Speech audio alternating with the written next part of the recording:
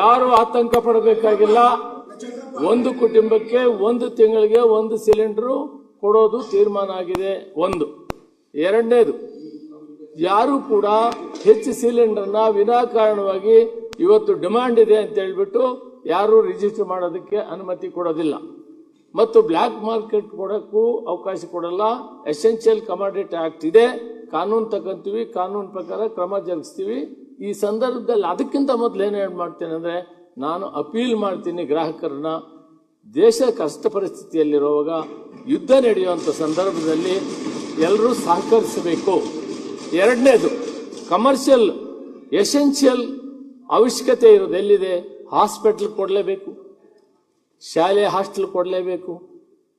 ಹಾಸ್ಪಿಟಲ್ಗೆ ಇಂಥದಕ್ಕೆ ವಿಶೇಷವಾಗಿ ಉತ್ಪಾದನೆ ಮಾಡುವಂಥ ವಸ್ತುಗಳು ಪದಾರ್ಥಗಳನ್ನು ಮಾಡುವಂಥ ಸಂದರ್ಭದಲ್ಲಿ ಅದಕ್ಕೆ ಸಿಲಿಂಡರ್, ಕಮರ್ಷಿಯಲ್ ಸಿಲಿಂಡರ್ ಕೊಡ್ತೀವಿ.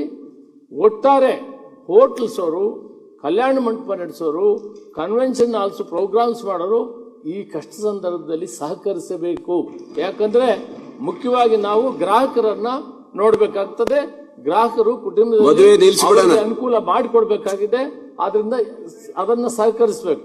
ಅದೇ ರೀತಿ ಪ್ರತಿ ವಾರಾನು ಸೆಕ್ರೆಟರಿ ಅವರ ನೇತೃತ್ವದಲ್ಲಿ ಆಯಿಲ್ ಕಂಪನೀಸು, ಗೈಲ್ ಕಂಪನಿಯವರು ಪ್ರತಿ ವಾರಾನು ಅವರ ರಿಪೋರ್ಟ್, ಅವರು ಮೀಟಿಂಗ್ ಮಾಡಿ ರಿಪೋರ್ಟ್ ಅನ್ನ ಮುಖ್ಯಮಂತ್ರಿಗಳಿಗೆ ಕೊಡಬೇಕಂತ ಕೂಡ ನಾನು ಇವತ್ತು ತೀರ್ಮಾನ ಹೇಳಿದ್ದೀನಿ. ಯಾರು ಆತಂಕ ಪಡಬೇಕಾಗಿಲ್ಲ ಮತ್ತು ಅಪೀಲ್ ಕೂಡ ಮಾಡ್ತೀನಿ. ಮಿತಿ ವ್ಯಯ ಮಾಡಬೇಕು. ಯುದ್ಧ ಕಾಲದಲ್ಲಿ ನಾವೆಲ್ಲ ಕಲ್ಕೊಳ್ಬೇಕಾಯ್ತು. ಸಹಕರಿಸಬೇಕು.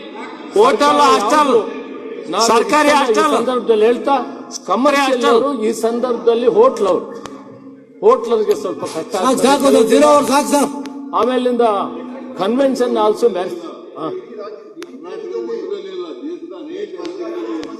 ಹೌದು, ಇದು ದೇಶದಲ್ಲಿ ಎಲ್ಲ ಆಗಿದೆ. ಆದ್ರೆ ಅಡ್ರೆಸ್ ಮಾಡೋದಕ್ಕೆ ನಾವೇನು ಇಲ್ಲ ಅಂತ ಹೇಳಲ್ಲ. ಭಾರತ ದೇಶದಲ್ಲಿ 25ರಿಂದ 30% ನಾವು ಉತ್ಪಾದನೆ ಇದೆ. ನಾನು ಕೇಂದ್ರದಲ್ಲಿ ಸರ್ಕಾರದಲ್ಲಿ ಕೆಲಸ ಮಾಡಿದ್ದೇನೆ. ಉತ್ಪಾದನೆ ಇದೆ. ಆ ಉತ್ಪಾದನೆಯಿಂದ ಇವತ್ತು ಯುದ್ಧ ನಡೆದು ಅವ್ರು ಕೊಡಕ್ಕಾಗದಿದ್ರು ಕೂಡ ನಾವು ಒಂದು ಸಿಲಿಂಡರ್ ಒಂದು ಕುಟುಂಬಕ್ಕೆ ಕೊಡ್ತೀವಿ. ಅದಕ್ಕೇನು ತೊಂದರೆ ಇಲ್ಲ. ಮಿಕ್ಕಿದ್ದಕ್ಕೆ ಸಹಕರಿಸಬೇಕು ಅಂತ ನಾನು ಮನವಿ ಮಾಡ್ತೀನಿ. ಶರತ್ ನಾಯ್ಕ್.